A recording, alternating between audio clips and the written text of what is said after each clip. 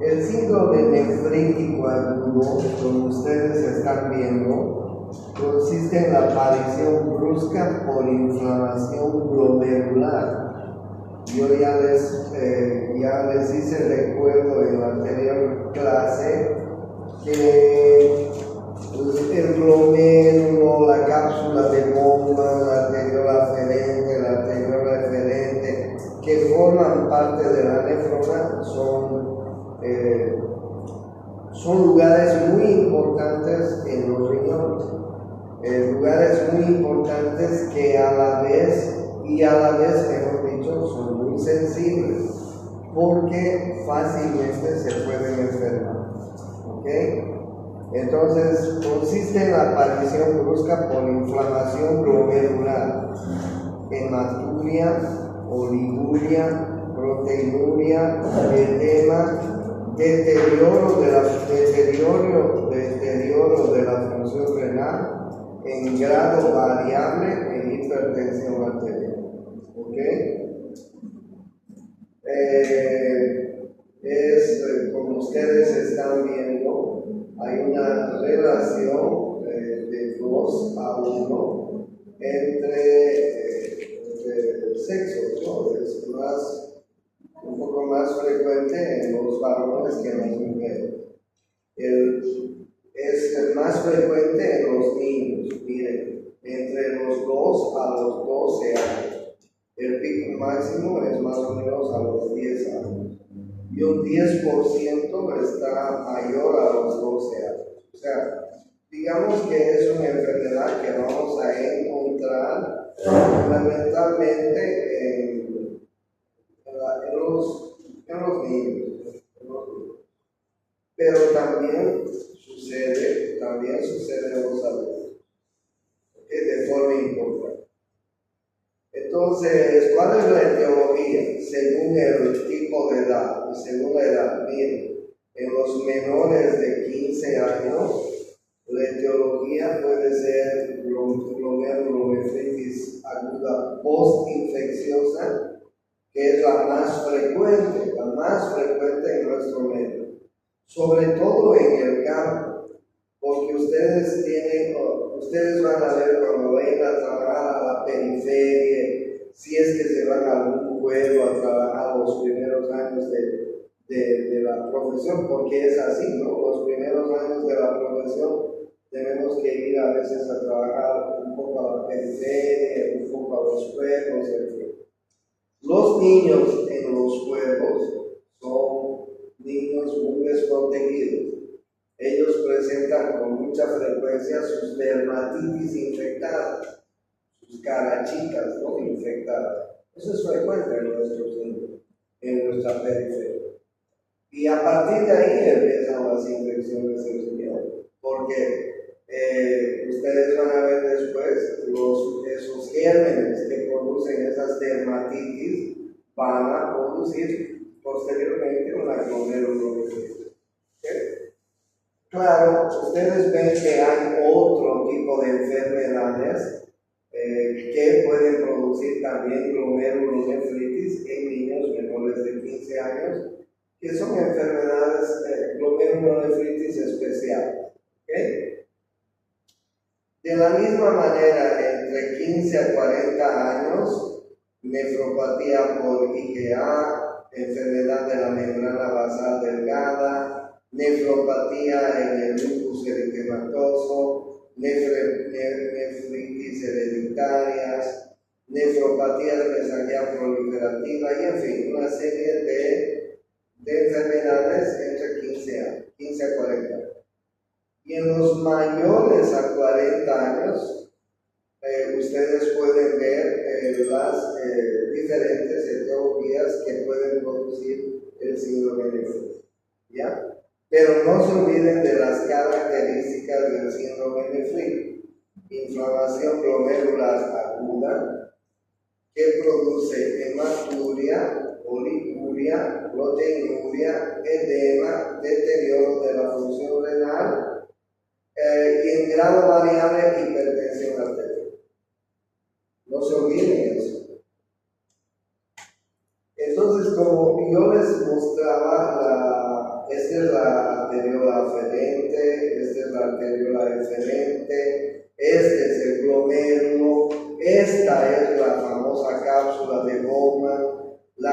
cápsula de Bowman tiene unos porocitos, unos poros, que son los poros encargados de filtrar, de que la sangre filtre a través de esos poros. Y estos poros están formados, si vale el término, por una membrana, por una capa de células que se llama la membrana basal. Ustedes pueden ver esa capa de células. Y esas capas de células son las que se lesionan. Hay diferentes enfermedades que van a lesionar este endotelio, esta capa de células, ¿okay? Que son características en la cápsula de Bowman, que tiene esta capa de células que, digamos, son muy frágiles, son muy delicadas, ese es el tema. Se pueden lesionar fácilmente. Bueno, entonces, en la fisiopatología puede haber un daño capilar, como ustedes están viendo, en los vasos sanguíneos que están llevando sangre, tanto en la arteriola aferente, en el glomérulo, fundamentalmente. Puede producirse un aumento en el diámetro de los poros de la membrana basal. Claro, imagínense ustedes una coladera que utilizamos en la cocina y que esta coladera esté muy vieja y que los poros de esa coladera pues se ensanchen y no retengan todas las suciedades que nosotros necesitamos que retengan, más o menos así. Es un filtro esto, muy importante. Deja pasar el agua excedentaria, los electrolitos excedentarios, deja pasar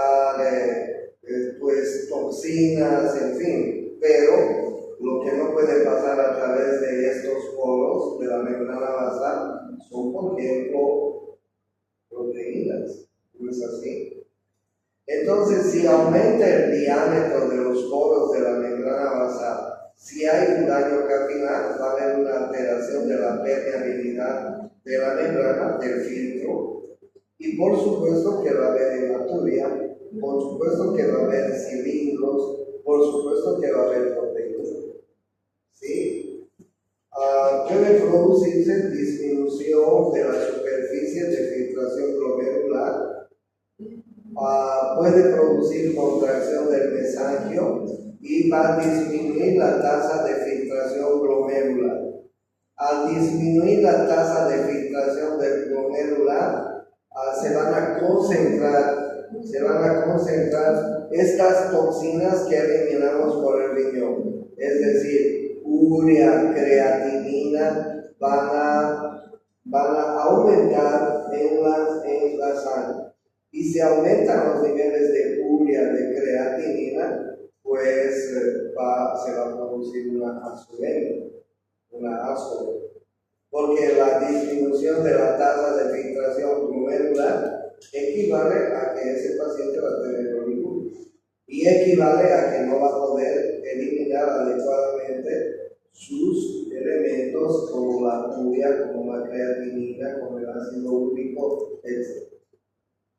Entonces, desde el punto de vista fisiopatológico, nosotros podemos darnos cuenta por qué se producen los síntomas que tiene ese paciente. Bueno, entonces cuando disminuye la retención de la tasa de filtración glomerular, cuando ese paciente tiene oliguria, pues de la misma manera va a tener retención de sodio y agua. Por lo tanto, una de las características importantes de estos pacientes es la hipertensión arterial y los edemas. Entonces, miren ustedes la respuesta inflamatoria del síndrome nefrítico. Y además dense cuenta de lo que está pasando a nivel glomerular, a nivel del glomérulo y de la cápsula de Bowman. Sobre todo la cápsula de Bowman está dañada. pero también puede haber un daño capilar y también puede haber una disminución de la superficie de filtración glomerular, ¿ok? Por el daño capilar. De todas maneras, esto va a alterar el filtro, la cápsula de goma.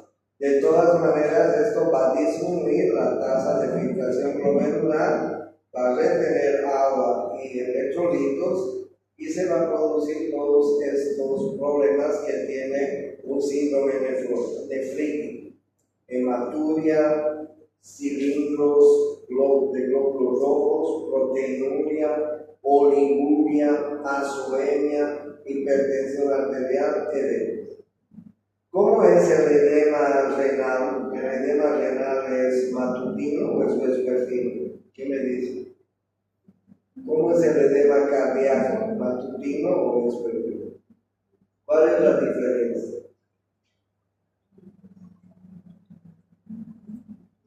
El edema renal generalmente es vespertino. La gente termina el día.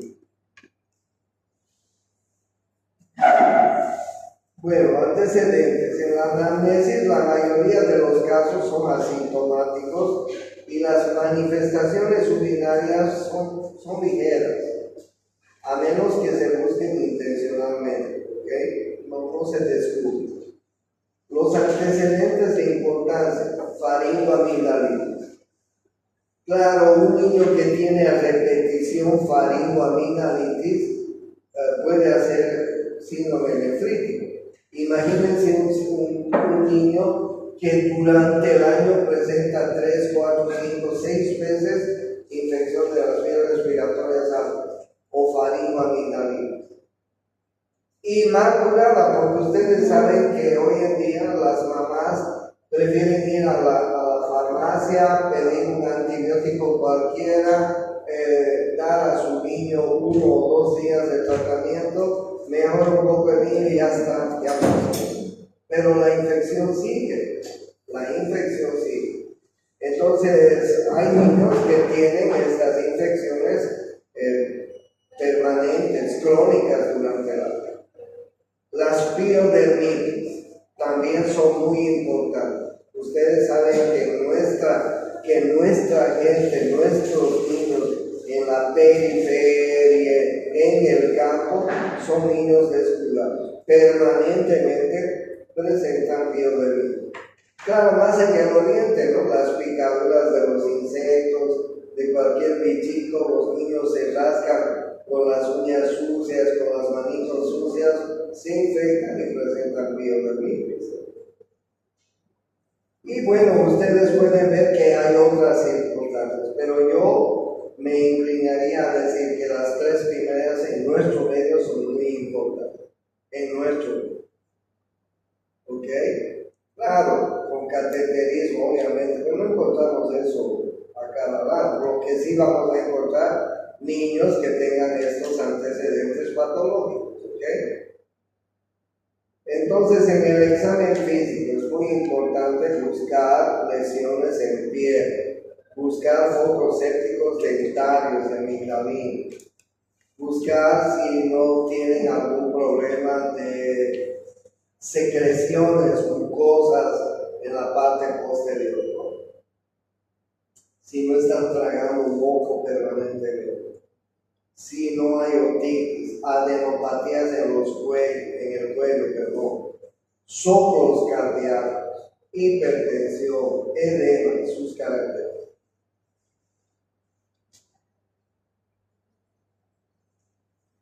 Importante, ¿no? Importante el examen físico. Pero y además fácil. Probablemente no estamos hablando en general de grandes, de viejos, no, sobre todo de niños. Estamos hablando de niños que tienen estos antecedentes que yo les he dicho: faringoamigdalitis, infecciones respiratorias altas a repetición, piodermitis permanente. Entonces es importante el examen físico y es importante encontrar estas lesiones. ¿Okay? En el cuadro clínico, el comienzo súbito del cuadro y la resolución rápida orientan hacia una post-estreptocosis. El comienzo insidioso, el deterioro de la función renal y la oliguria orientan hacia otra etiología. ¿Ok? Entonces, hematuria glomerular, edema, hipertensión, lesión renal. ¿Ya? Si es súbito del cuadro, no se olviden que puede ser estreptococcus. Y si el cuadro es insidioso, puede ser otra etiología. A veces fármacos nefrotóxicos es importante. Síntomas inespecíficos acompañantes: fiebre moderada, malestar general, anorexia, dolor abdominal, cefalea. ¿Ok? En el síndrome nefrótico. La hematuria es importante. En el examen de orina vamos a encontrar glóbulos rojos, hematuria microscópica y también podría ser macroscópica. Generalmente es microscópica, pero podría ser macroscópica. ¿Ok? En orina vamos a encontrar proteinuria, ¿no? Orina espumosa por eliminación de proteína. Bueno, los diferentes valores de proteinuria, miren ustedes. Orina de 24 horas. Miren ustedes cómo van aumentando las diferentes proteínas por encima de los valores normales que se podrían encontrar. Entonces, la presencia de proteínas elevadas es un signo importante en el examen de orina. La hipertensión arterial aparece habitualmente con la hematuria y es consecuencia de la retención hidrosalina originada por la afectación glomerular. El edema de distribución habitual en la cara, en los párpados y en las extremidades, de predominio matutino. Matutino es renal, vespertino es cardíaco. ¿Ok? Tengan en cuenta eso. El edema matutino es renal, el edema vespertino es cardíaco. Es infrecuente la anasaca, son edemas localizados, edema en los tobillos, edema bimalar, edema en los párpados, y el anasaca no es la condición. ¿Ya? Hay retención hidrosalina.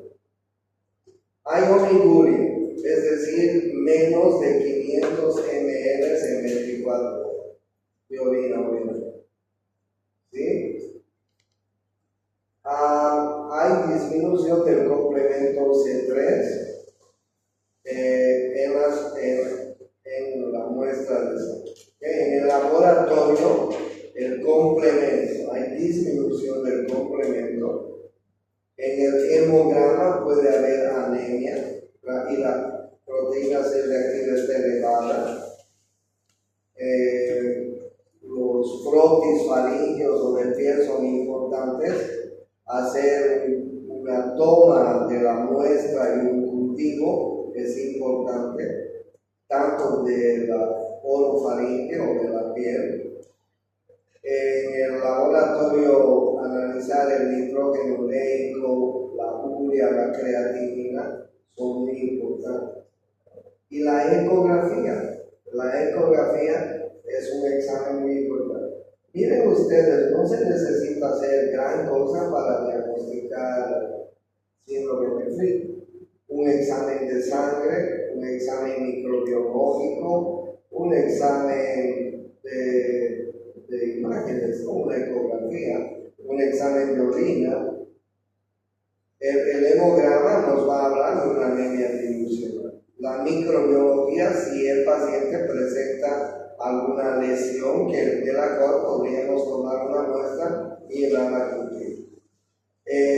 Pues tenemos que pedir urea y creatinina siempre. Si están elevadas, pues ese es un factor negativo. Y la ecografía.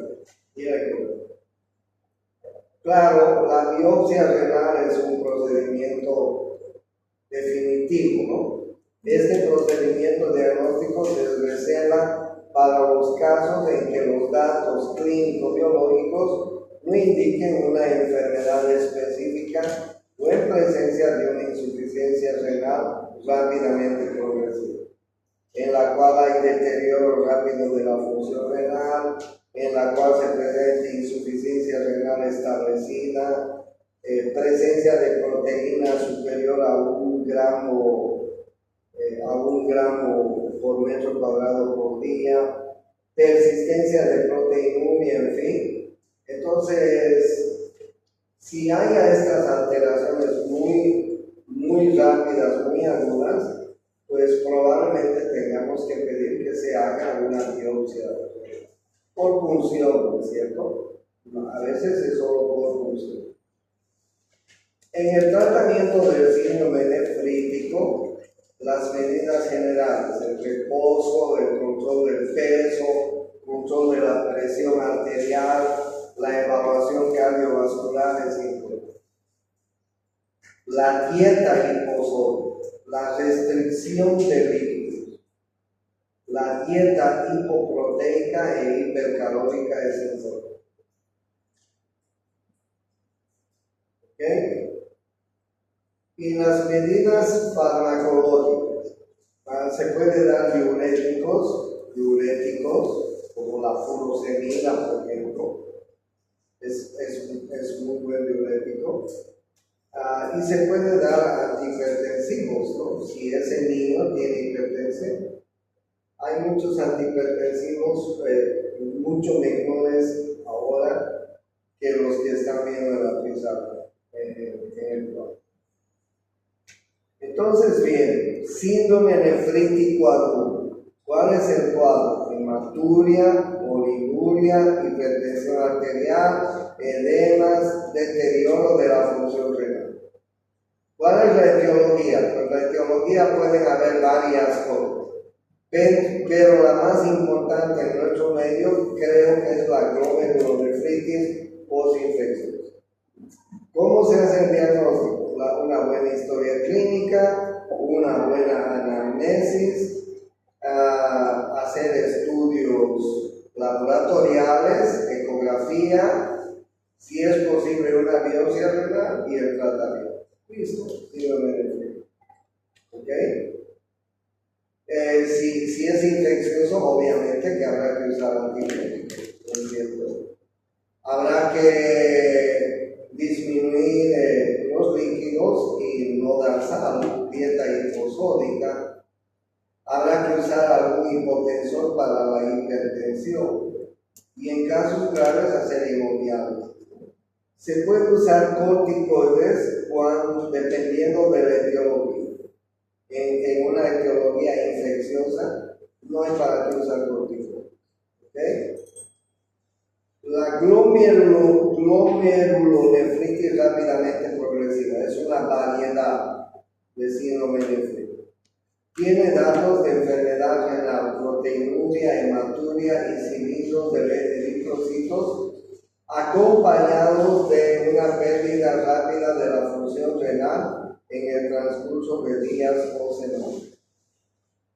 El dato anatomopatológico característico es la presencia de semilunas en la biopsia renal, de semilunas. ¿Okay? Proliferación de células epiteliales con formación de una semiluna celular. El ovillo glomerular está comprimido y colapsado.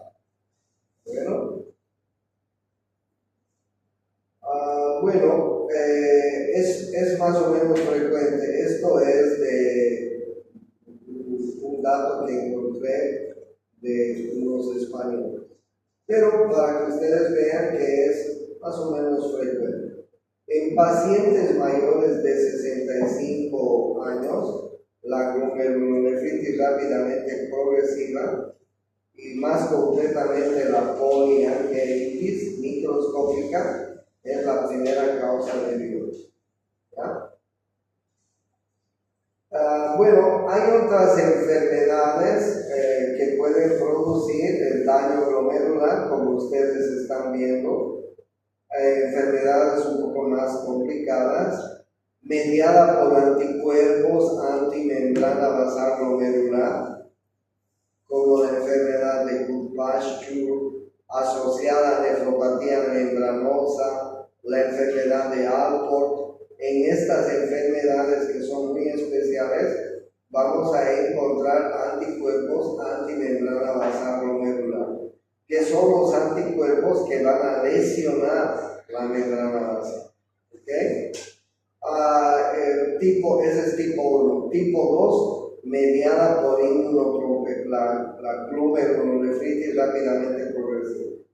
Tipo 2, mediada por inmunocomplejos, aislada o idiopática, asociada a procesos infecciosos. Tipo 3, sin depósitos de inmunoglobulinas o paucinclune, así se llama. Son idiopáticas, no sabemos muy bien la causa y están asociadas a anticuerpos antimembrana y anti-eosinófilos. ¿Okay? Y finalmente la tipo 4 asociado a fármacos que son nefrotóxicos que pueden también producir daño glomerular. Entonces, esta clasificación es una clasificación cuando no encontramos el síndrome nefrítico por causa infecciosa. ¿Okay? La sintomatología cursa con un cuadro pseudogripal que incluye artralgias y mialgias, febrículas, astenia, pérdida de peso y sobrecarga de volumen. Síntomas de síndrome nefrítico. ¿Okay? En el diagnóstico es importante encontrar en la tipo 1 anticuerpos antimembrana basal. En la tipo 2, en la biopsia, presencia de semiluna. Y en la tipo 3, necrosis segmentaria acompañada de infiltración leucocitaria. Bueno, si hay una de estas glomerulonefritis rápidamente progresivas, tipo 1, tipo 2, tipo 3, tipo 4 inclusive, y nosotros hemos diagnosticado, como ustedes ven, son enfermedades que producen síndrome nefrítico, pero ya no el clásico, ya no el que les he mostrado a un comienzo. Son enfermedades especiales que van a producir daño glomerular. Entonces, cuando una de estas enfermedades van a producir daño glomerular, hemos hecho la biopsia, hemos encontrado anticuerpos antimembrana basal glomerular, hemos encontrado otro tipo de anticuerpos, pues en el diagnóstico y en el tratamiento en estas enfermedades, pues podemos utilizar corticoides que son muy importantes e inclusive inmunosupresores. ¿Okay? Pero bueno, son enfermedades muy especiales que necesitarían de especialistas, ¿no? Pero lo que yo les he mostrado a un comienzo es el síndrome nefrítico puro, el síndrome postinfeccioso, que es el más frecuente en nuestro medio y que seguramente ustedes van a ver. No se olviden, la faringoamigdalitis, la infección respiratoria alta, las piodermitis son las causas más frecuentes. El examen físico es muy importante, hacer una historia clínica es importante, la anamnesis es importante, el cuadro clínico, ya saben ustedes, hematuria, edema, hipertensión, presión renal. Y además otros síntomas como fiebre, malestar general, anorexia, dolor abdominal y en algunas circunstancias inclusive hasta artralgias, mialgias. La hematuria y la proteinuria encontrada es importante en la orina. ¿Okay? La hipertensión es importante, el edema matutino es importante. No es un edema generalizado, es un edema palpebral, es un edema bimanual a nivel de los tobillos. La oliguria es importante y en el laboratorio no se olviden un hemograma, la aparición, la disminución de complementos, hacer un examen microbiológico, frotis y cultivo de piel, determinar los niveles de nitrógeno ureico y creatinina son importantes y una ecografía y listo. ¿Okay? Entonces, si es un síndrome nefrítico post-infeccioso, lo que tenemos que hacer es utilizar antibióticos. ¿No es así? Probablemente vayamos a utilizar medicamentos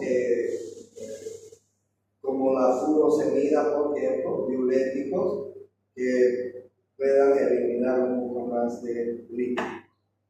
Y si la glomerulonefritis es rápidamente progresiva y estamos viendo que no hay una mejora sustancial en el niño o en el paciente, hay que hacer una biopsia. En la biopsia nos va a indicar que podemos encontrar este tipo de daño glomerular por otras causas. ¿Okay?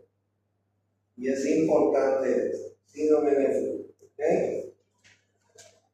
Vamos a ver el síndrome nefrótico.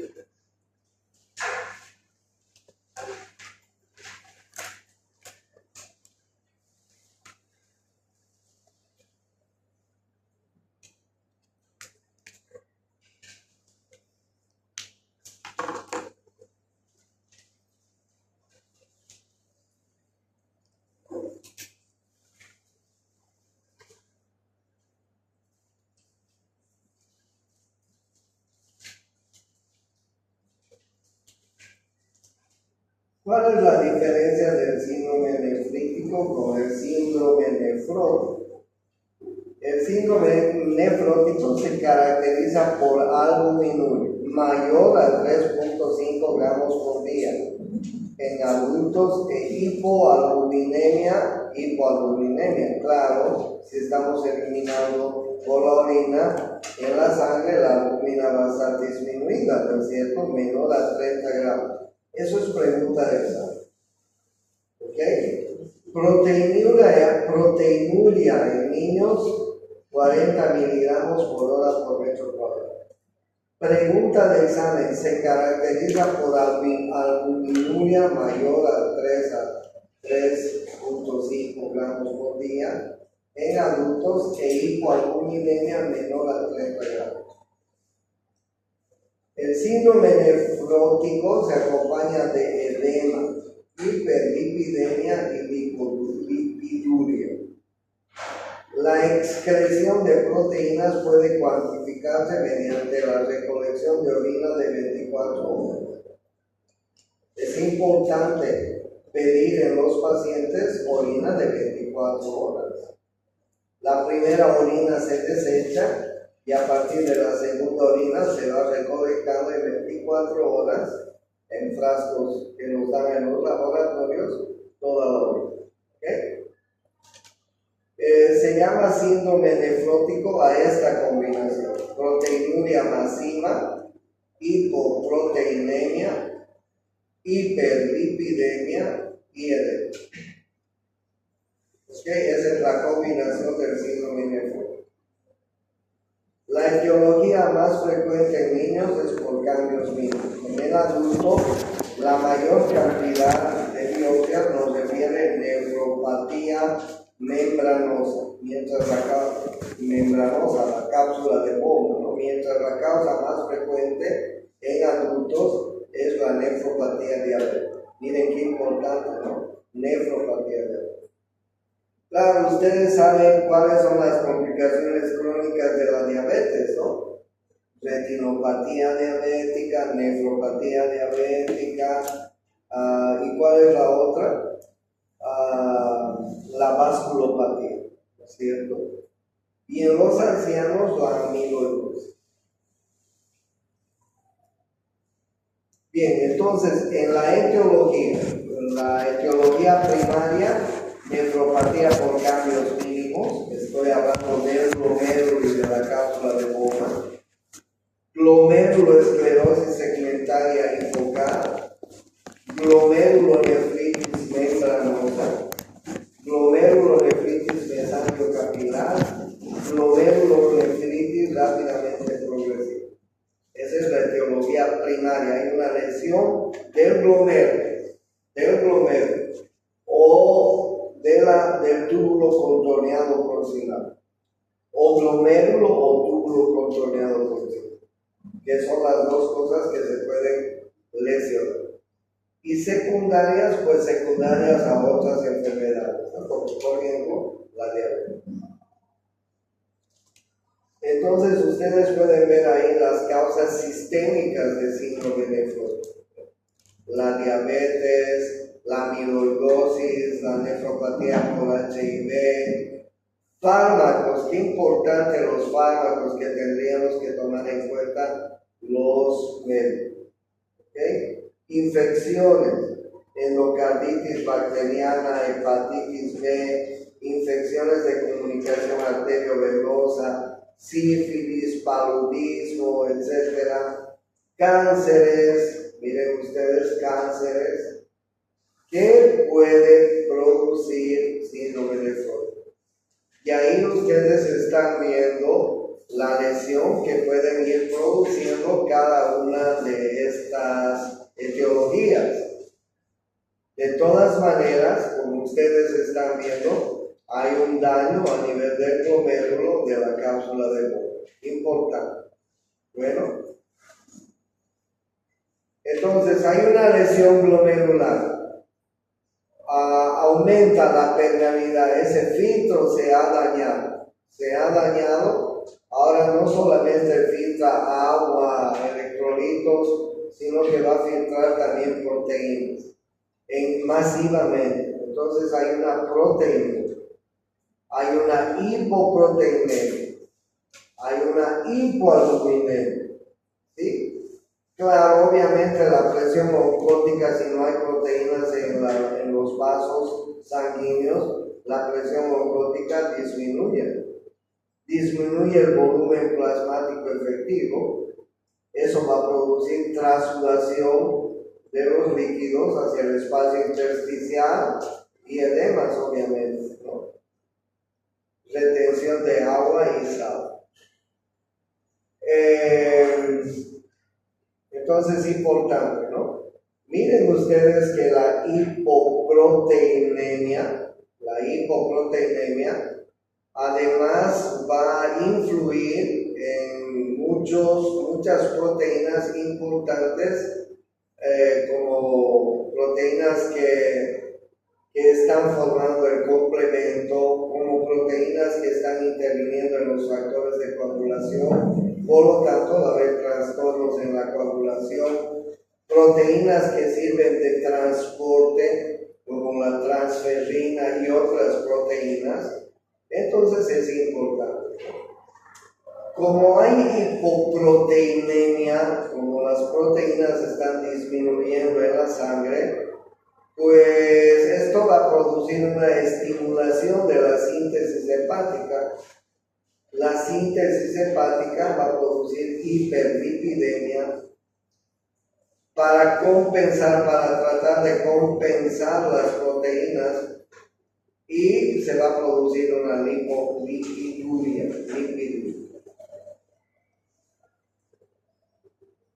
Pues por supuesto que hay edema, ¿no? Edema por hipoalbuminemia, por la baja presión osmótica localizada en párpados, en miembros inferiores, puede ser hasta la sarca.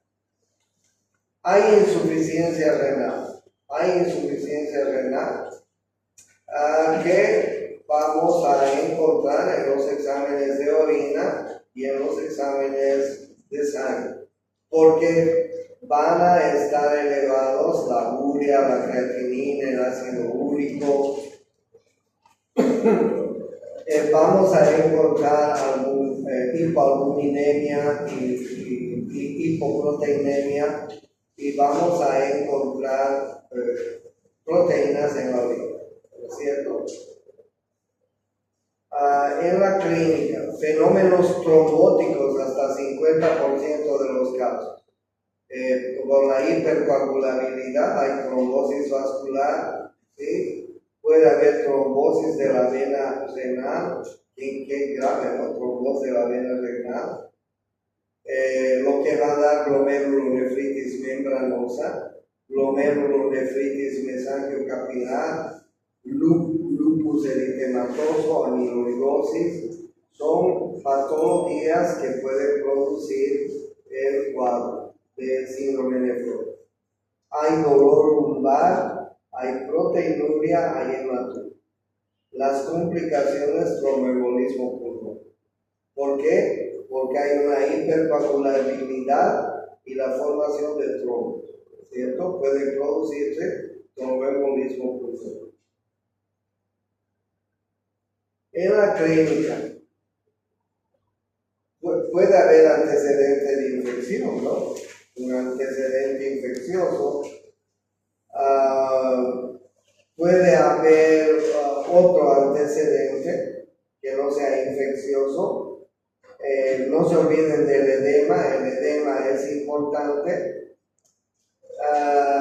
pero y además el edema, sobre todo el edema en ciertas partes como en el peritoneo, como en la pleura, etc., pueden incidir en la aparición de infecciones, porque pueden servir de caldos de cultivo para gérmenes, y estos gérmenes que ustedes están viendo pueden producir infecciones adicionales. Bueno,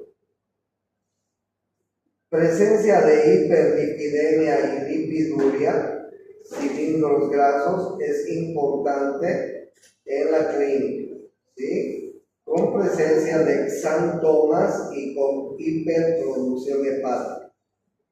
En las alteraciones cutáneas vamos a encontrar palidez, fragilidad del pelo y de las uñas. Vamos a encontrar un desequilibrio hidroelectrolítico importante. Más importante es la hiponatremia, debido a la hipervolemia y el excesivo uso de diuréticos. En el diagnóstico, no se olviden, la albuminuria mayor a 3.5 gramos en orina en 24 horas. Único criterio imprescindible para el diagnóstico, qué importante. Por eso les decía pregunta de examen. Y en las pruebas de laboratorio para clasificar el síndrome nefrótico, pues hay muchas pruebas, ¿no?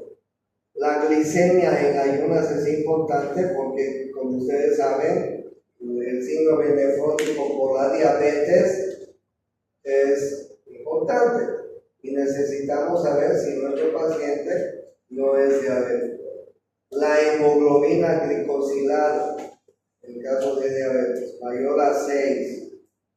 Y algunos complementos y anticuerpos también encontrados en la sangre y en la biopsia, como ustedes están viendo, son importantes. Entonces, ahí ustedes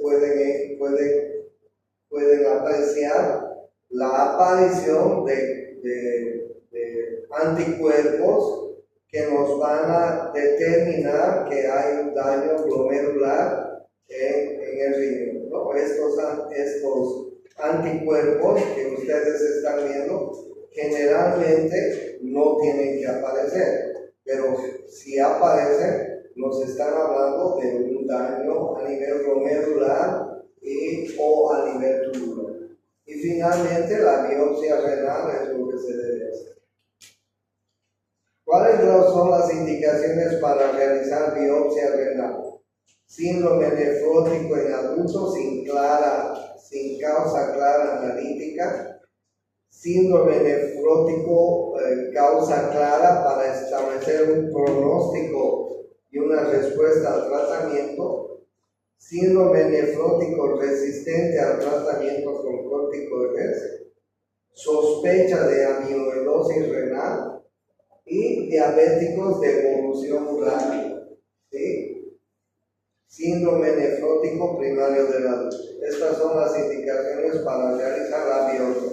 De todas maneras, la biopsia es un medio de diagnóstico muy importante para primero saber la causa exacta del síndrome nefrótico y además el pronóstico. El tratamiento, corregir la causa. Y medidas: dieta, restringir el aporte de líquidos y de sal. La dieta debe ser normoproteica. Diuréticos para disminuir los edemas. Y si está presente la hipoalbuminemia, se debe administrar en combinación con albumina intravenosa. Claro, se usa albumina.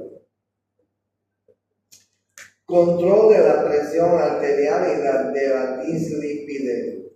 Administrar los bloqueantes del sistema de la renina, angiotensina, aldosterona, que son hipotensores, por su efecto antiproteinúrico y antiproliferativo.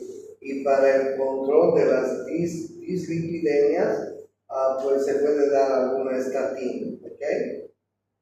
Se puede dar profilaxis del tromboembolismo. La mejor profilaxis es la aspirina, ¿no es cierto? 100 miligramos por día. Aspirineta de 100 miligramos, eso es importante. Entonces miren que el tratamiento no es un tratamiento complicado, ¿no es así? Y eso es todo. Hoy hemos visto síndrome nefrítico y síndrome nefrótico. Vamos.